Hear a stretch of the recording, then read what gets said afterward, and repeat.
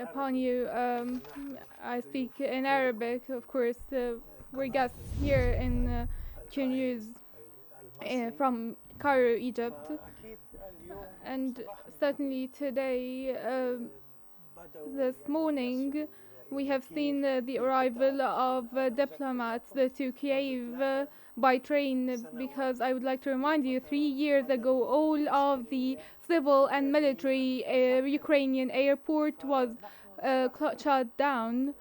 So honestly, we forgot what it means to arrive by planes. Uh, but the biggest airport in Ukraine has been closed for 3 days now. So all of um, the heads of state from Europe, Ms. Larney, the director, the director general, or the European commissioner, and the Canadian Prime Minister, they're all arriving today to Ukraine by train, as usual. Um, they they will arrive at the Ukrainian parliament where the reception was held. Miss, Miss Krasniak, now, with the third anniversary of the Russia-Ukraine war, now, what's your assessment of Russia's position in the peace talks at this stage, especially with the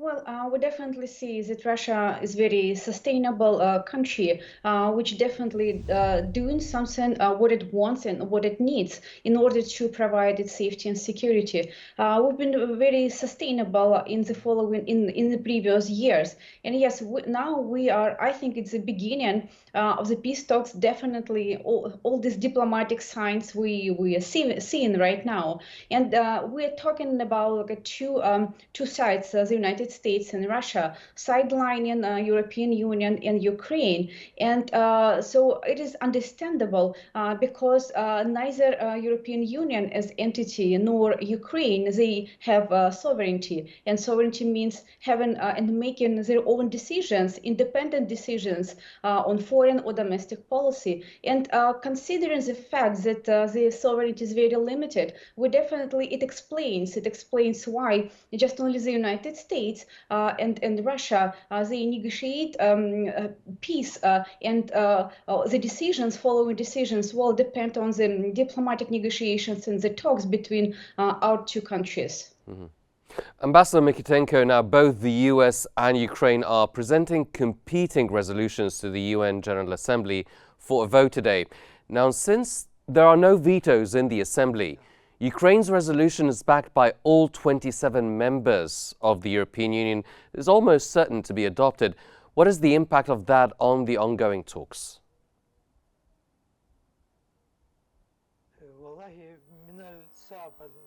It is very difficult to expect what the result is going to be, but I would like to remind you that at the outset, more than 150 countries, members in the United Nations, voted for Ukraine and against the Russian aggression. And now the Americans changed their stance, and I haven't yet read, and no one that read through the US proposals. They are not very clear, and we don't know the items, but we need to be patient and see what's going to happen. Ms. Krasniak, Russia has emphasized the importance of the US-Russia talks for peace, and Lavrov praised the conversation he had with his American counterpart in Riyadh. Now, also, another round of talks will be held in Riyadh in 2 days. How do you view the role of these talks in achieving a resolution to the conflict? Well, definitely, those steps are very predictable from diplomatic perspective, because first we see diplomatic talks between representatives of foreign ministries or the state and the State Department. That would be a preparation step for the meeting between Trump and Putin, I believe. Maybe it will happen in the following days or maybe in a couple of weeks, so we will see. But the resolutions, definitely some consensus can be found and will be found. And something what I think will happen, that the United States has already cut to supply Ukraine with weapons and money, and so they asking just to get something in return from Ukraine. So it means this military conflict from the Ukrainian side, backed by the United States, it's coming to an end. So definitely this military conflict, so something what is happening in the battlefield will be ending soon, I believe, and it would be for best for all of the parties involved. And then the negotiations will be on terms and conditions. And I believe Russia's interests are already considered by the United States regarding territorial gains, regarding Russian influence and Russian concerns about its safety and security. The main point is the United States is listening what Russia wants and what it needs. Mm-hmm. Well, Your Excellency, how do you assess the impact of not having Ukrainian representation at the recent US-Russia peace talks in Riyadh? Or, I mean, do you see it as a setback for Ukraine's position in the negotiations?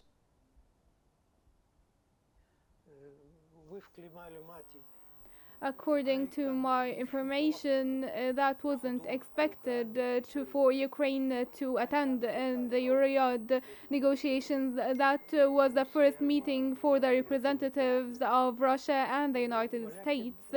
But we will find new proposals. Why? Because Ukraine and Europe agreed 100% to Europe agreed 100% to stand by Ukraine in this war, in these unjustified war conditions. And we have seen the Security Council of the United Nations and the nuclear state against a non-nuclear state.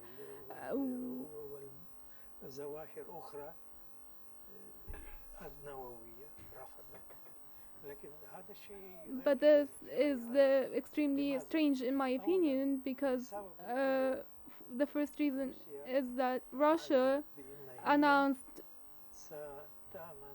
that they will work on expanding and supporting against the NATO, and eventually by the end of this war, what did Russia obtain? They only increased and expanded their borders from the lands of the NATO members, at least 1,200 kilometers of lands, and this is I don't think this is a positive outcome for Russia, and I think that the Baltic Sea, which is extremely significant for Russia, is semi-frozen, and the movement there is impossible. The Russian either move with airplanes or military warships. Is that a positive outcome? Of course not. And secondly, I would like to remind you today that Ukrainian newspapers reported the last Russian casualties figures for 3 years of war, and no one is aware why Russia started this war. So imagine more than 100,000 killed and injured among the Russian military personnel. Mm-hmm. Well, Ms. Krasniak, now What would you say is a positive outcome for Russia? And the ongoing talks with the United States, you've mentioned that the US would listen to Russia. So what are the Russian priorities in negotiations and the concessions Russia might make? Well, Russia's priorities are unchanged. It's about its safety and security. It's about NATO, or the impossibility or unacceptance of NATO enlargement through Ukraine. So definitely it will not happen. Plus, it is remaining territories for Russia. So almost like a 20% of Ukrainian, former Ukrainian territories, so they're ours now. They're ours now. But it's important that it's our historical territory. It's not something we took from a different country. No, we just regained our own. So, and the third point may be lifting some sanctions for economic development, with mutual benefits between the United States and Russia. So, security plus territory and plus sanctions, lifting sanctions. I think that would be the three main points are on the table for negotiations. Mm-hmm. Ambassador Mikitenko, now we are approaching the peace talks. Ukraine has emphasized its territorial integrity. So what are the chances of Ukraine making any territorial concessions for peace?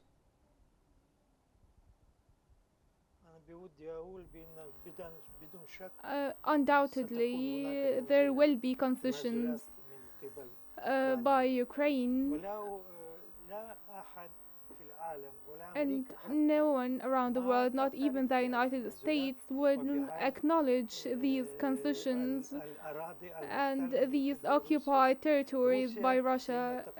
Russia, as they said and stated, they liberated Ukrainian lands, and who used to live there were Russians speaking the Russian and the Ukrainian languages.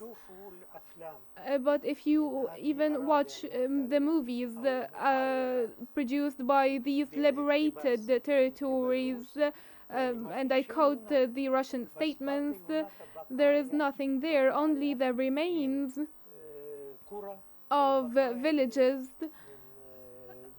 and the rubbles of factories and plants, the remains of cities, and no people. 99% of the Russian population lived there, ran away to Ukraine.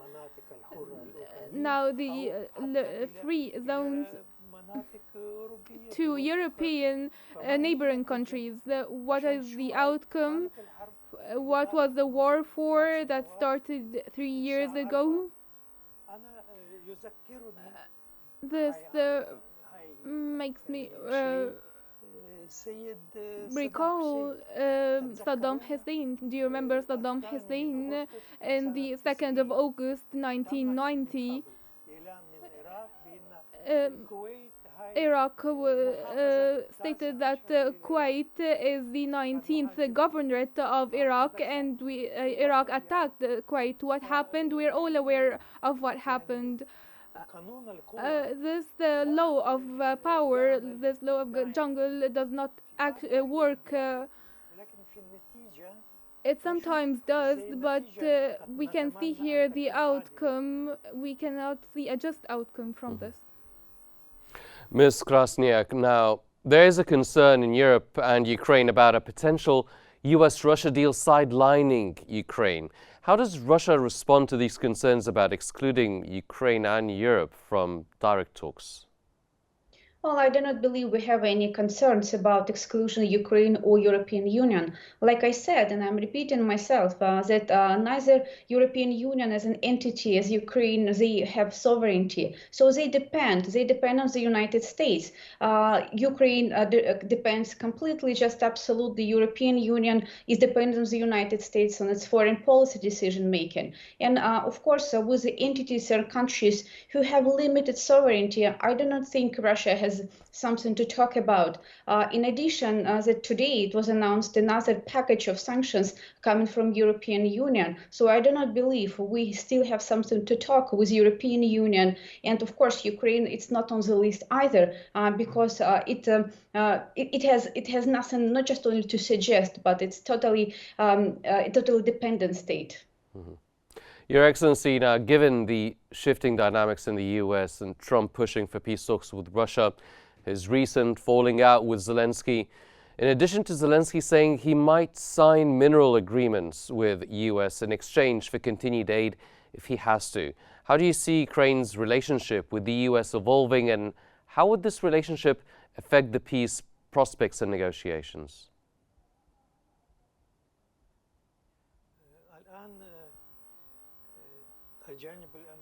Now, the United States proposed and provided this agreement to Ukraine. We worked on a draft and sent it to the United States. Now, the United States need to make a decision.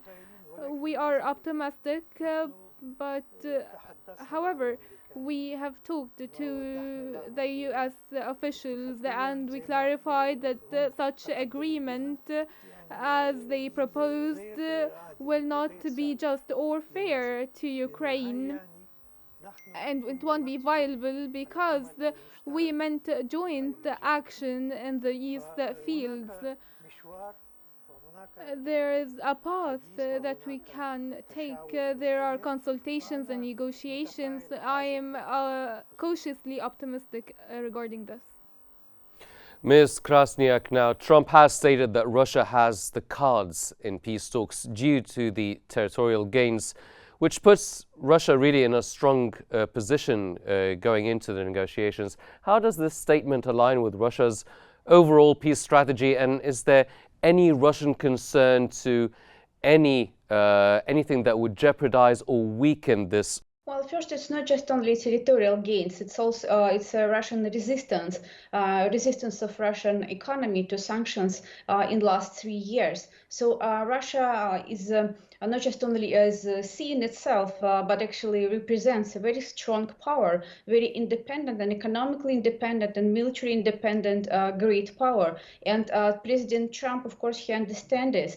And for President Trump, of course, they have something more and something different to concern about. Maybe it's a competition with China, but getting back to the peace talks. Well, like I said, Russia is very consistent what it wants. And so what is important, it's not just only to negotiate the deal over the Ukraine, but basically it's about to think about the development, economic development of American-Russian relation. And I believe these peace talks, of course, they are about Ukraine, but beyond of this, it's about maybe new architecture of the world order and maybe new ways for economic development. So by now, Ukraine definitely can be seen as a burden for the United States, and they just get in the way of this burden. And more things are more important things to consider and to negotiate between the United States and Russia. Well, Mr. Ambassador, Ukrainian President Zelensky has recently indicated that he might step down for peace if it ensures NATO membership for Ukraine. Also, Ukrainian parliament failed to pass a resolution backing Zelensky's legitimacy as president. Now, after 3 years of brutal conflict, what do you think the implications of that on Ukraine will be?